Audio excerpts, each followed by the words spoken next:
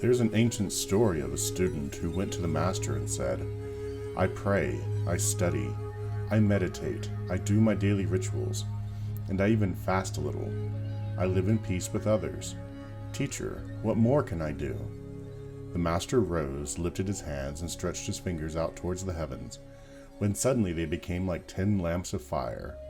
And then he said, You can become all flame.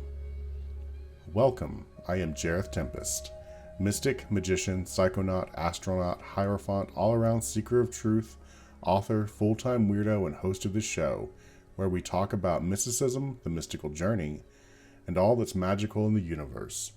Everything from spirits to spirituality, while I take you on a magical mystery tour through the inner worlds, and hopefully inspire you to take the next step so that you can become all flame. Alright, well, thank you for being here this week. I had said that we were going to kind of talk about my backstory or something like that, but some things have come up this past week that I thought was way more important, especially with, some bad information that's been going around and stuff. So I wanted to make sure that we, everyone kind of had a good idea of what a parasite is. Because, well, frankly, there was an incident where somebody was, saying that they were cursed. Ended up scaring a bunch of people, but they weren't cursed. They just had a parasite that they had attracted. And it was, doing what parasites do and making her life, miserable. And so when I was working with her and trying to figure out what was going on, I finally, came to the conclusion, oh no, you've got a parasite here. And she was like, well, she didn't even know what that was. She didn't know what it was. She didn't know how it, how you attract them. She had just assumed that she was being attacked. So I want to talk about parasites. A parasite is a kind of spirit that basically is like a little vampire, and it will drain you of energy and tends to drive you a little crazy. They can appear as anything that they want to. They're like trickster spirits. They can appear to be an angel, a demon, or an alien, or whatever you're expecting to find. You're going, and this is, man, there's so much to say. I'm trying not to get it all at once. We're trying to be a little bit more systematic. The main thing to keep in mind is that they're like any other parasite, and that's why we call them. And they feed off your life force or your excess emotions or anything that you do that produces energy. They're going to feed off of that. And there are different kinds. There are some that specialize in certain types of energy, and certain ones have certain names already because of that, such as incubus and succubus, which are sexual parasites. But they can come in all shapes and sizes, and the main thing that unites them all, though, is that they all feed off of you in some way, and they definitely take more from you than they give. Where do we meet them and where do they come from? Obviously, this is as varied as there are people in the world. There's so many different ways that we can come in contact with a parasite. The most common way for someone that dabbles in magic or things in that kind of surrounding area, paranormal investigation and stuff, is you're almost breaking the one rule that pop culture has taught us, which is don't let anything in. Because not that they necessarily need permission, but often they'll just trick you into thinking that there's something good so that you'll let it in. And it doesn't have to fight your defenses and your immune system, basically your spiritual immune system. And, so they will appear as an angel or as someone or something that, what you're looking for in in doing a ritual. And although you're usually, if you're meeting them in ritual, it's usually you're not doing a proper ritual, and you're just kind of asking for something to talk to you, and you've just kind of opened yourself to anything. And that's when they're like, oh, hello, I am absolutely what you're looking for. I am that angel or that alien or that whatever. And I'm going to keep bringing up aliens because I have, not that everyone I know who's ever run into parasites, it was in the form of an alien, not by any means. But a lot of the people that talk to aliens end up talking to parasites and get it. And then they almost always go through the exact same series of thought patterns and stuff. And there's some other ones that are pretty common, but yeah, what really is pretty common when someone, a magician gets a hold of a parasite is that they're told that they are special. And not just that they're special, but they're going to be the leader of some great spiritual war. They're going to play some vital role in this war that's going on. And, they need to go and get followers, and they're given a mission, and they're so important that is like one of the main things I see from Parasites. They love that storyline, and it feeds into, there's already, a lot of that is built into a kind of, certain types of religion, apocalyptic religions like Christianity, and, where there's already an idea of a war between, Satan and the devil. I mean, and God and Jesus and stuff. And then there's, the Gnostic religions where they believe that, the world is already a prison that's run by vampiric slave, spiritual vampires that keep us trapped in the physical realm to feed off of us. And so, yeah, they're told that they're, the ones that are going to fight these archons and save the world. Yeah, the messianic thing is really common with people that get a good dose of parasites. So always, always, always pay attention if someone or if yourself, you suddenly start feeling like, I might be the chosen one. That's a good sign of a parasite. But that's a particular way. But what's actually more common though, because usually that's pretty easy to spot. And most parasites are much better at hiding. And they don't want you to know that you have a parasite. They want to hide. And so the bulk of your parasites are going to come from your vices. Your typical vices that humans do. If you're like, people that are addicts tend to already have a bunch of these. Drug addicts and alcoholics, sex addicts, anyone that it's that obsession, that if you start feeling this obsession towards a thing, that's another sign of a parasite, especially if it kind of comes out of nowhere.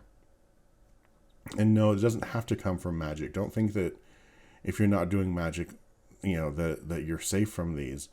Anything that creates an excess of energy can attract these things. And that includes, the way an addict feels towards whatever their addiction is, and getting that thing that, and they're so grateful or happy to have it, or it makes them feel so good or so blissed out.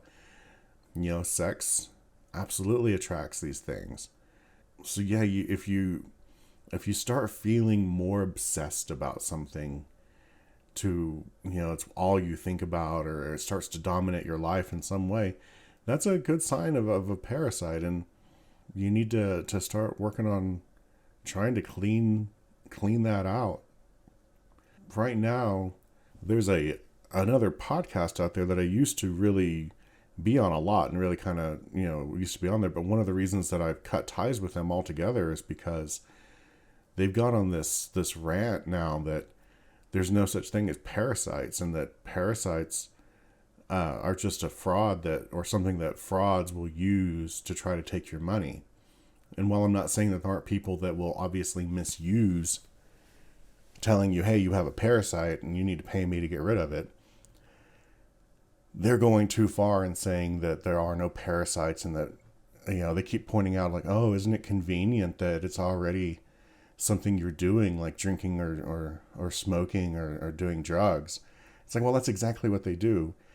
This isn't just me. Like, read anything there. Josephine McCarthy talks about this stuff, or anyone that specialized at any time in their careers with exorcisms or psychic defense or anything like that. These things are very real. They're documented by people that are way more knowledgeable and experienced than me. And it doesn't take very much research to see that this is a very real phenomenon. And it's not something that I am making up. And I'm definitely not trying to rip you off by telling you that you need to look out and be aware of these things. And yes, and one of the ways that they do get you is through your vices. The things that you, it can be, eating food, it can be gambling, drinking, sex, any of these things, they can get you. And then there's, and this is the thing where, I mentioned exorcists, and this is definitely where, the bulk of your possession cases, like what the Catholic Church deals with, and we've seen in the movie The Exorcist and stuff, they're not demons, they're parasites. They're parasites that like to act like other spirits. That's one of their favorite things to do. And that's why you almost always, whenever you run into an exorcism, they're not saying that they're some little minor spirit. They're almost always claiming to be one of the major spirits, one of the major demons that's out there, Lucifer, Satan, or something like that. Because they're usually an immature one, and they're trying to make themselves bigger than they are. This is a very real thing that religions have had to deal with, not just religions, but all spiritualities of all kinds have dealt with forever. So don't let someone who doesn't know what they're talking about tell you that this is not a thing, or it's not something to worry about. It's absolutely something that you need to be aware of. Now, I'm not trying to scare you into thinking that, oh my God, everything's a parasite, because, and this is my problem with the people that have spent a lot of time being exorcist, is that everything begins to look, when you're a hammer, everything begins to look like a nail. And whenever you've dealt with a lot of parasites and how to do exorcisms and stuff, everything starts to look like a parasite. And so some of these authors, I think, do take it a little too far. And some basic practices will keep you safe. And we'll go ahead and talk about that right now. Basically, don't let anything in unless you're 100% sure what that is. I mean, that just should go without saying. 2, when you're doing a ritual for trying to contact a particular spirit, use a ritual that is known to work. That comes from an author that's been used multiple times. With the sigil that's well known, and names that are well known.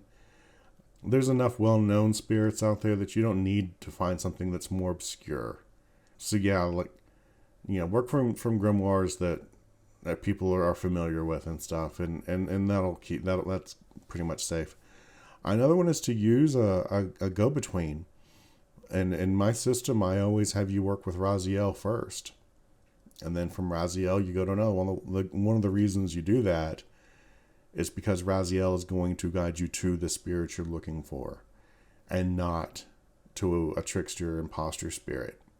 And then when I work, and when I do necromancy, I always work with Azrael to make sure I'm getting, the spirit that I'm looking for. And that's just good practice for whatever you're doing, is find one of these spirits like Raziel, or somebody who will make sure that you get who you're trying to contact. That's just really one of the best ways. And now, if you are in knowledge conversation with your holy guardian angel will probably be looking out for you as well. You don't have to worry about it as much. And then the closer you are to divinity, the more that you become I'm not going to say immune, but your immunity increases against these things, which is not to say that, people can take that the wrong way and think that I mean like, religious holy rollers or something like that. And that's absolutely not what I'm talking about. Those people can be completely eaten up with these things. But a genuine spirituality, where you are working to get closer to the divine and in a humble way and not in a way that makes you think that you're better than other people. Because that's another one of the tricks that the parasites will use, is to let you make you think that you're special and that you are, it doesn't necessarily have to go the full-blown Messiah thing like I was talking earlier, but they can absolutely make you think, oh, I'm more spiritual than the other people, or I'm more magical and powerful, or I know more and stuff. And it's like, there's always people that know more than you. They want to give, sometimes they want to give you some like elaborate backstory of like, oh, you're super special because you have this thing, and anything. I'm not trying to say that everything that's trying to make you, that builds you up or make you special, is a parasite. And you are special, and everyone is special to certain degrees, and sometimes the spirits will tell you that. And so I don't want you to automatically have a knee-jerk reaction of like, anytime you hear, oh, you're special because of this, like to think that it's a parasite. But that kind of thing should put up some red flags. I'm not saying that every red flag is a parasite, but that's something you should always be aware of and to think about and to test. We have to test everything. What is the ultimate goal of this thing telling you this? Is it to build your self-confidence and your self-knowledge up, or is it to build up your ego and to make you trust them because you like the thing that's telling you you're so great?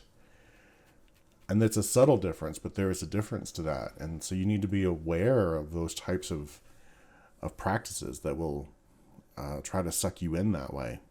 The other safety thing you can do is just, anything that you can put around your house or whatever that gets rid of negative energies, particular plants that you can plant around your house or crystals.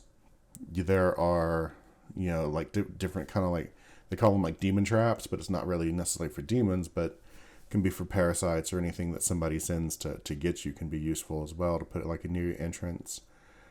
If you should probably have like a household deity, and a deity that's kind of a traditionally been used to protect the home.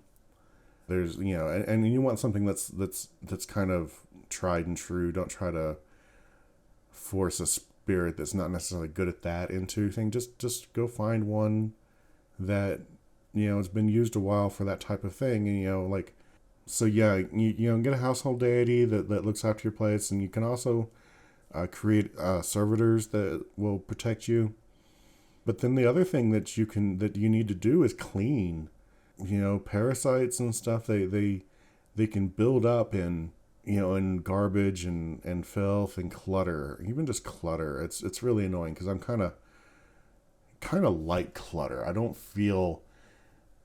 If things are too clean, I'm actually uncomfortable. And so I like a little bit of clutter. It makes the place feel lived in, as opposed to, trying to walk in a museum or something like that.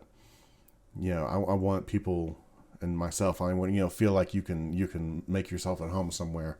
And so I tend to do like clutter. So, but there's a fine line between having, a little bit of like homey clutter and it kind of being messy. And so you kind of got to find that place.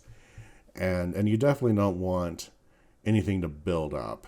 Even if you do like some clutter, you need to still, tidy up on a regular basis, and to do it with intention that you're banishing the negative energies and parasites, from your place.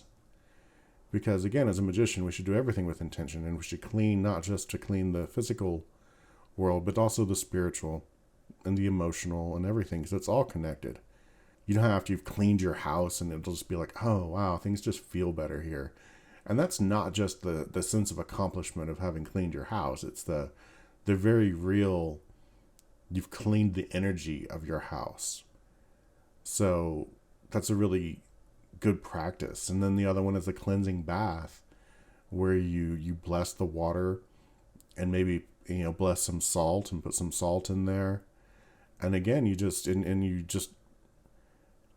bless it with that intention that it becomes holy and that it will cleanse you of all negative energies, parasites, curses and hexes, and any baneful anything that anyone has sent your way. And I'm not saying that you need to do this on a regular basis or anything, but it's every so often you just do it with the intention that you're being cleansed. Because it's not just parasites. There's so many things that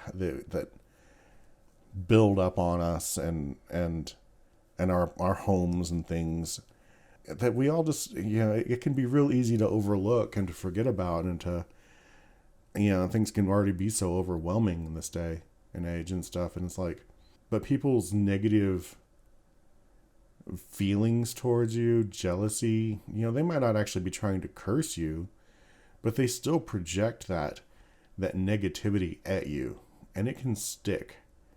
And so, every now and then it's a good idea to wash that stuff off, because it can weigh you down. And that is another way. A whole lot of curses are not actually even sending demons or something at you. They're sending parasites. These low level, think of a parasite as like a bottom feeder on a fish in a fish tank. You see those sucker fish and stuff. That's basically what they are. Maybe a little bit more insidious than that, but they're just like bottom feeders on the spirit world. And, they have a purpose and a job, and their job is to break down things that are already in decay, and to break them down so that they can be reused later. There's always a cycle of creation and destruction going on, just like in nature. It's the same in the spirit world. So they do have that purpose, but if we're not ready to be broken down, we need to have a good defense system against them. And that's all we're talking about here. So just take some very basic precautions. And I think I'm going to teach you a little shielding thing. I might have already covered this before. I don't remember, but even if I have, we'll do it again, because it's just a good thing to have. But this it's good for anything that wants to take your energy. This is, I got it from John Creeder, but it seems to be I've seen it outside of his work as well, but he's where I originally saw it. It's really simple, and all you do is imagine that you have all of these feelers coming off of you. You have all of these, like, you can almost picture like a little sea anemone that has all the little spines and stuff. Just picture yourself kind of like that. You've got all these different feelers and spines and stuff coming off you, and you have them in different lengths. You have some short ones, you have some medium length ones, and you have some long ones. And so you just start to retract those feelers in, and then just imagine all of the little spines coming in, and then those short ones come in first. And when they fully enter you, it begins to create like a seal around you of like blue energy.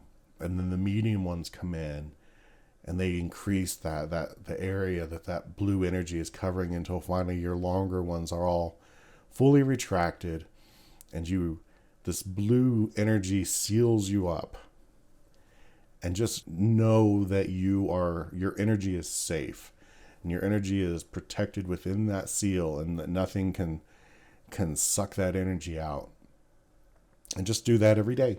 You might want to do it twice a day, especially if you're going someplace that, has a lot of negative energy, or, there's just certain places, like, every now and then I have to go to a Walmart or something like that. And like, I always make sure I do that before I go into a Walmart.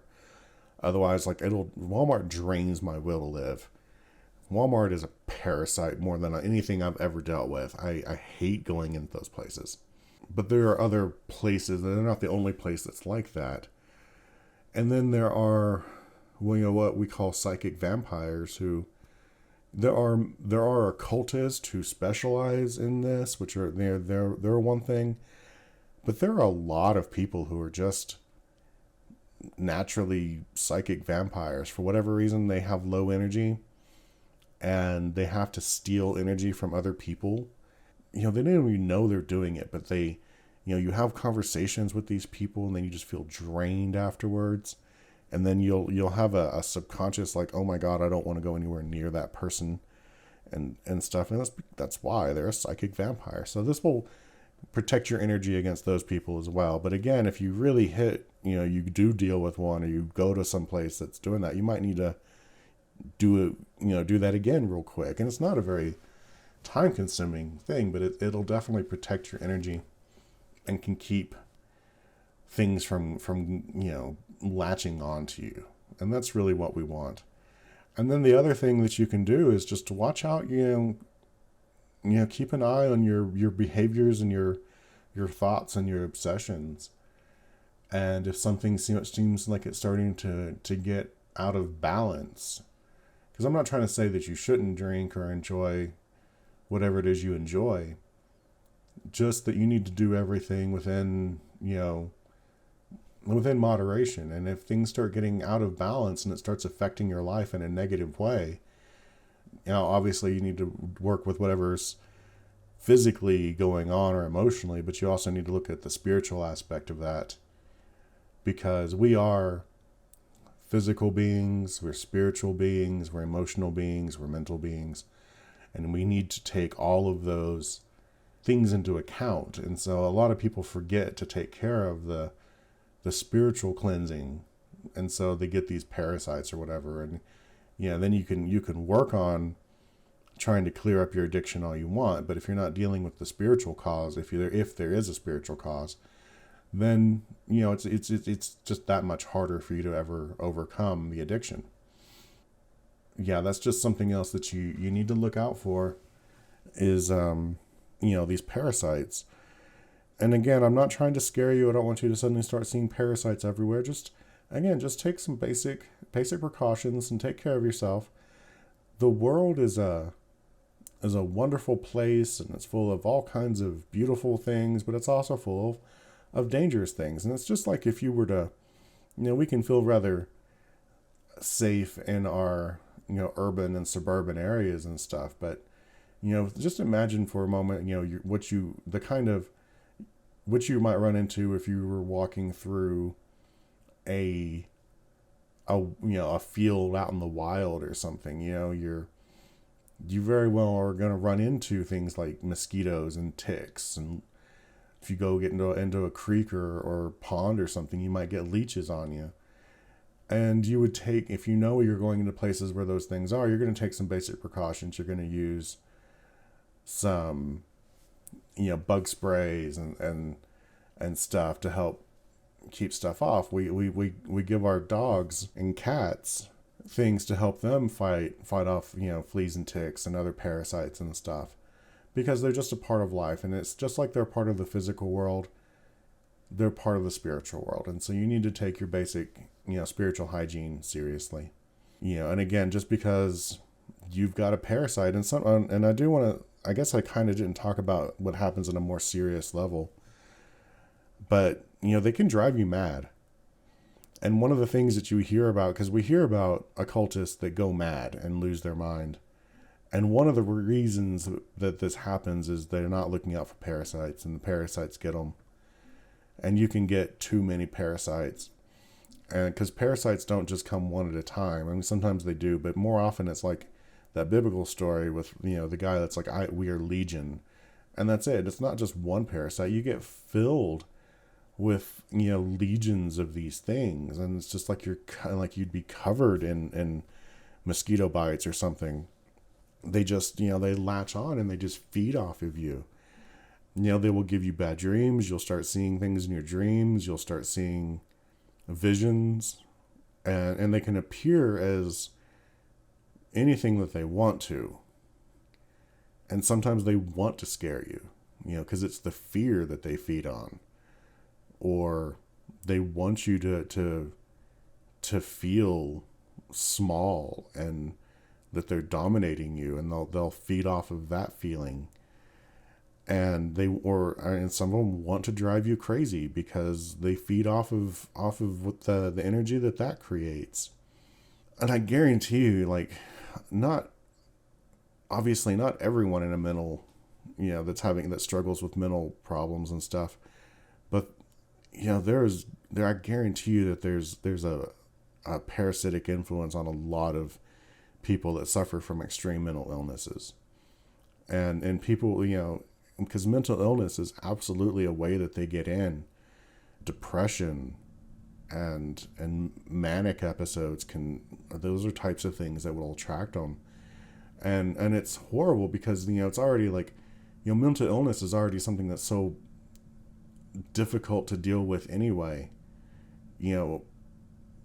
but this is just, it's actually another way that you can fight these things, because again, as I'm saying, we are physical beings, but we're also emotional, and there's a mental component and there's a spiritual component. So if you're suffering from a mental illness, there can be actual physical things that are contributing to it, such as chemical imbalances. There can be very real emotional problems that can make you depressed or whatever. And obviously there's the mental problems themselves, but there's also the spiritual aspects that can drive someone into mental illness. And so sometimes, not every time, but sometimes the problem is a parasite, or sometimes it can even be the root problem is what I mean.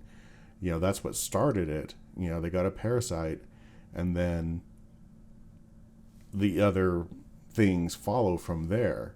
Whereas, many other times it comes from a different root. It comes from the physical problem, or it comes from the emotional problem. And then the spiritual parasite will latch onto them at that point. And so, again, it's not necessarily going to solve all the problems, getting rid of your parasites, but it ain't going to hurt. and just good spiritual hygiene is so important. It's just like hygiene for, you got to take care of your body. You got to wash and exercise and stuff. It's the same with your spirituality. And you've got to find a good spiritual routine of, with good hygiene and exercise, work your chakras, and bring in the energy from the earth and from the sun, and shield yourself and protect yourself, and take it seriously, and don't just think of it as an annoyance or something, because it's a very real thing that we have to deal with. And again, it is only as serious as a flea or tick can be, but a flea or tick or tick especially can carry like Lyme disease, and that'll screw you up for a much longer time. And so, and it's a lot of the same with the spiritual parasites.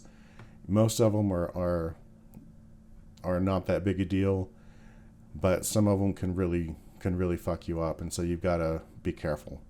You don't need to live your life in fear of them, but you need to take precautions. It's really, and you need to know and just know about them. And just knowing is half the battle, as G.I. Joe taught us. So, right now, so many people are worried about being cursed or something, and it's like, so much of what you're experiencing is the parasitic influences that you're already dealing with, and for whatever reason, either you're not paying, people aren't paying attention to their spiritual hygiene, or they just didn't know. And so I want to make sure everyone knows that these things are real and they're out there, and just, you got to take some basic care of yourself. So, all right, I think I have covered about everything on this that I want to talk about. But if you are looking for more information, you can pick up Josephine McCarthy's Exorcist Handbook. Be aware that book is not meant for novice magicians or even your typical magician. It specifically she wrote that book for like Gnostic priests who were going to be dealing with this stuff on a very, hardcore level. And so there's a lot of rituals in there and stuff that you would never need to deal with. But if you just want more information, that's a good source of figuring out more about parasites. But she talks about them in her Aquaria course, which is free. But then, like any other book that focuses on defensive magic and stuff like that will probably talk about it. In Magical Protection by Damon Brand, there's a ritual to remove parasitic entities. I can't remember if Jason Miller talks about them or not. Yeah, anyway, these things are real, and it's not just something that people are making up to scare you and defraud you. And anyone that tells you that parasites aren't real, they don't know what the hell they're talking about, and I would not listen to them for any kind of magical advice.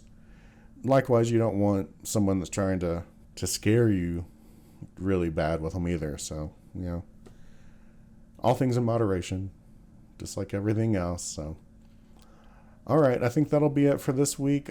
If you liked this, tell your friends about it, share the video, or share the podcast video, whatever. I get most of my views on YouTube, so I tend to think of it in YouTube terms, but subscribe, like, do all the things. You can check out my Patreon, and my website and stuff will all be down in the show notes. So, all right, be safe out there, guys, and have happy holidays. Bye-bye.